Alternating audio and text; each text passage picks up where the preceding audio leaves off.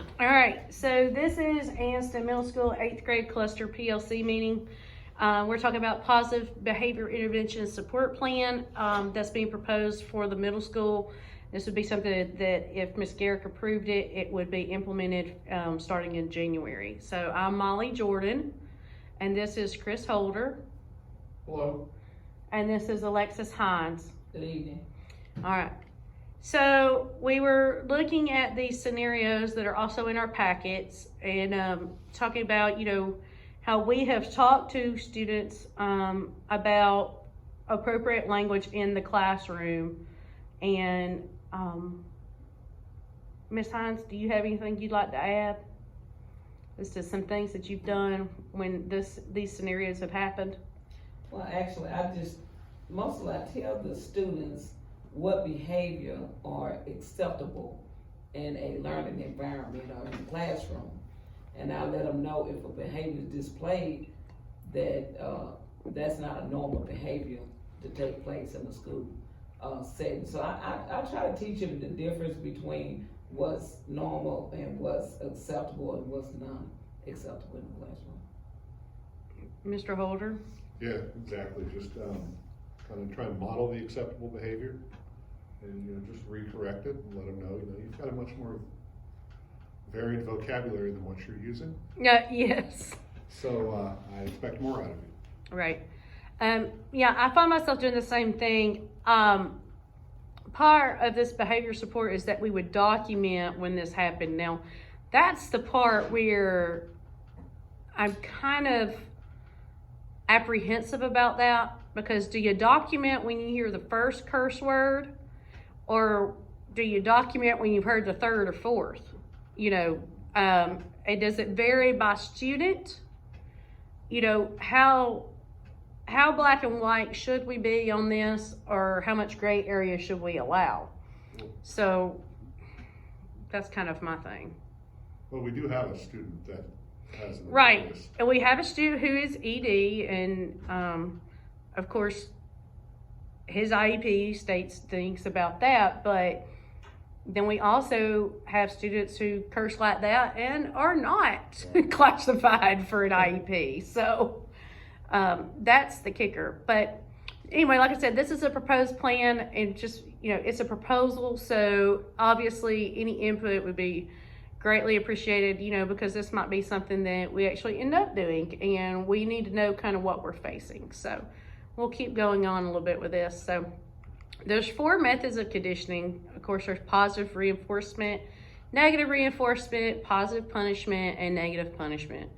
And so just to kind of give you a revamp of when you were in educational psychology class, and if you took it at Jacksonville, you probably had Dr. Head. So the reward for producing positive behaviors, praise and acknowledgement, stickers on the chart, smiles on papers, and the promise of a prize. I have found that really with this bunch of students, maybe 10% appreciate the praise and acknowledgement. But 90% of them would love for us to give them a privilege. So maybe that's something we look more into going forward to help with behavior. And then of course the negative reinforcement is, I got a messy room, so my parent complains. So if I don't want mom to be griping at me, I'm going to clean my room. And we always take away something. It always is taking away something that's unpleasant. So you don't want me to yell at you? Well, do what I ask you to do. You don't want me to raise my voice? Then do what I ask you to do. When you treat me nice, I treat you nice. So then the positive punishment is pretty much corporal punishment here in school. And then the natural consequences, like get a bad grade when they fail to study or fail to do anything. That is positive punishment. I know that we've kind of run into the gauntlet of, well, we have to figure out a way for everyone to make it, and no matter what. I can think of one student in particular who enjoys a nap for about 6 hours a day. So, trying to get them to focus. And then taking something away in response to negative behavior, ignoring the bad behavior. that's probably like my number one thing I find myself doing, and I'm wondering with this generation of students if I'm doing the right thing by doing that. Do you guys find yourselves doing that? Yeah, there is sometimes that you just Yeah. kind of like, well, if I say something now, it's going to explode. It's going to set off a chain of events, and then the class will be just lost. Right. So you kind of have to pick and choose. Yeah, it's like, yeah, like it feels like if that one particular student, you get onto them, then you're the sacrificial lambs is not that student, but the other 27 you have in the course at that moment. Right. And you feel like, okay, well, that accomplished nothing other than wasting all of my instructional time. So, so with this plan, there's 2 levels. There's the teacher managed, which is the minor offenses, and then there's the office managed responses. And so there would be different strategies, interventions, and resolutions and disciplinary actions along with this. So the teacher managed, like you'll see in that plan that I gave you that's printed out, the positive behavior flow chart as to which is minor offenses, and then kind of what our responses would be. So like we would reteach mainly the first time it would be a verbal reflection of like, why was that wrong? And you would document it. And then like your appropriate intervention would be like, don't do it again, sit down, calm down, those kind of things. But the second one would be a contact home.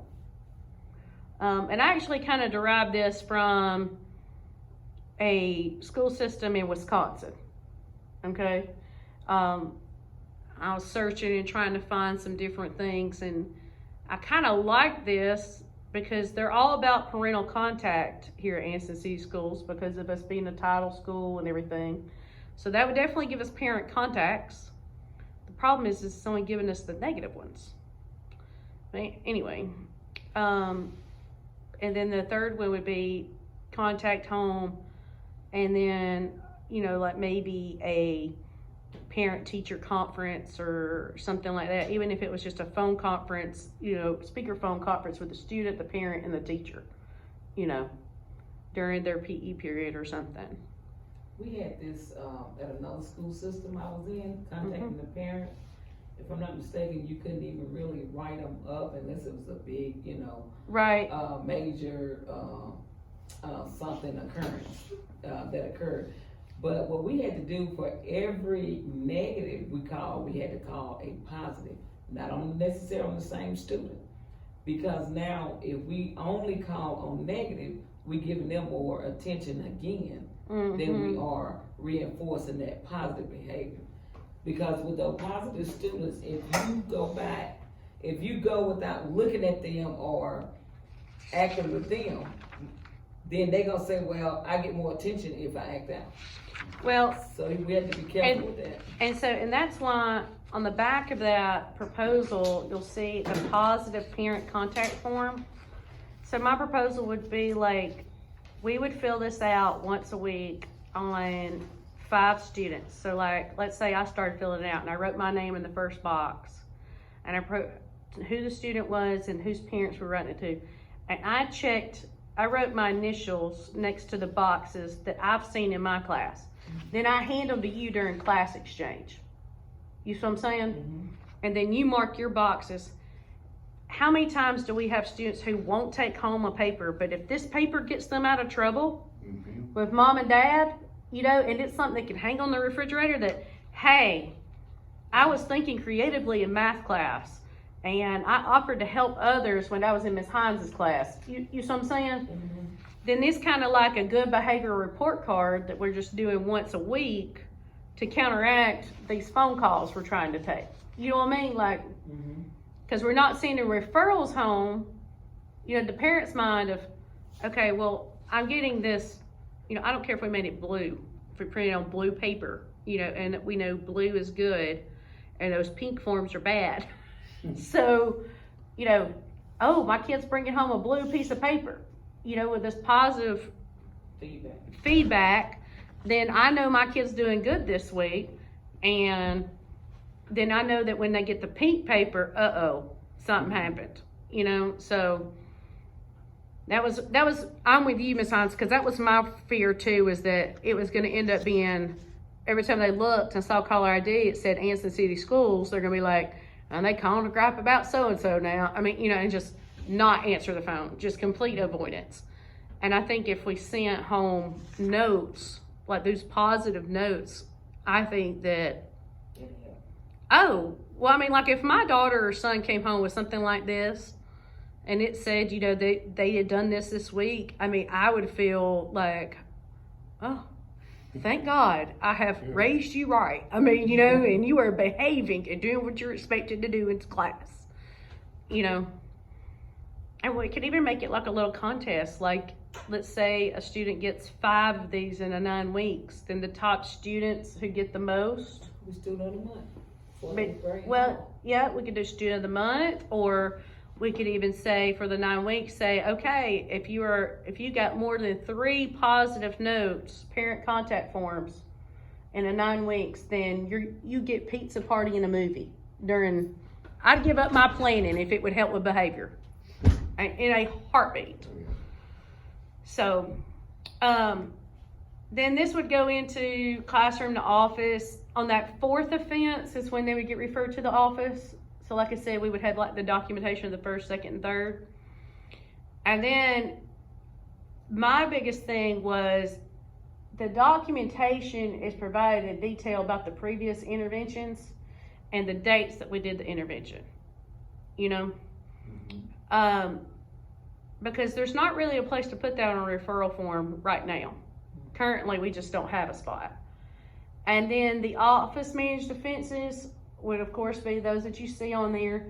But here's the biggest part of this, is that the administration reports back information to the staff member. I don't know about y'all, but I don't get a whole lot of feedback. If I write somebody up, I'm not getting a whole lot of feedback as to what their punishment was and what the justification of punishment was or not. Have you gotten much feedback on that? 0. Okay. 0. Right. And so, like, I hate it when a kid gets in trouble, let's say 3rd period, and I have them 5th. They get in trouble, but no one tells me they're in ISS. So I mark the kid absent because I don't have communication that the child has been sent to ISS. And I think that's something that we could implement with our ISS teacher. I mean, how hard would it be? Zap us an email. Hey, so-and-so's with me the rest of the day, you know, or That'd be some feedback. something, you know. So, the thing would be is as offenses increase, we would have it stepping up and interventions and response increase. And then going forward, maybe working together that the negative behavior would decrease. And so, based off of this, the first major offense would be same as intervention 4, where they complete the office referral, administrative conferences with the student, and communication is done with the parent. Now, as far as whether they do corporal punishment or ISS or whatever, of course, that's in administration's hands. Right here, the unless policy states otherwise, this is, you know, talking about what our handbook currently says. And then the policy mandating major offenses category. So I know in Wisconsin, they had a out of school option where it was night school instead of coming to day school. We say that. And so for behavioral problems, they would have a special ed teacher. It said that the night school was a special ed teacher and 1 core teacher per night. So what that meant was if they were a behavioral issue and they got put out, so like a special ed teacher like Ms. Burrell would stay and Mr. Holder would do Monday night for social studies. And they would do all their social studies work for the week on that Monday night in 2 hours. And then they would have homework and things like that, but they wouldn't turn it in until the next Monday. And then like on Tuesdays, it would be like Miss Davis with English and Miss Burrell. You see what I'm saying? And so that's the way they did it. We gotta make them a little uncomfortable Right. to have negative behavior. And one of the things that I was reading up about this school system was also that it affected the parents' pocketbook, and because it did that, They had to bring them to they school. had to bring them, they had to pick them up, and it was either they did this or the courts held them accountable That's right. for their children missing school. And so that compulsory law. So, you know, that was the thing that I was like, that would be wonderful if we could make that happen. But we had night school here back in '98. When I got here in '98, we had night school. For a fact, it was over across the RMC, that building, that brick building. We used to actually own that building. yeah, For night school students. We didn't even have alternative school during a regular hour. They had to come to school after everybody else left the school. They came in to school, and you got at least 6 weeks. There was no in and out and in. When they gave it to you, you had to serve your time, and then they had to have a hearing and everything and see if they allow you back into regular school. yeah. When I've taught alternative school, I was the one that developed a plan in Cherokee County. When they came to me, then I had to transition back to a normal school plan, and so they would transition through my program. You know, they might do 3 half-a-days in the morning when their behavior was the best. They would do those 3 half-days first at their home school, and then in the afternoon they would ride the career tech bus and come to me so I could help them refocus in the evenings if that was their bad behavior time. You know, and I made the special ed teachers work with me, the counselor, and the core teachers.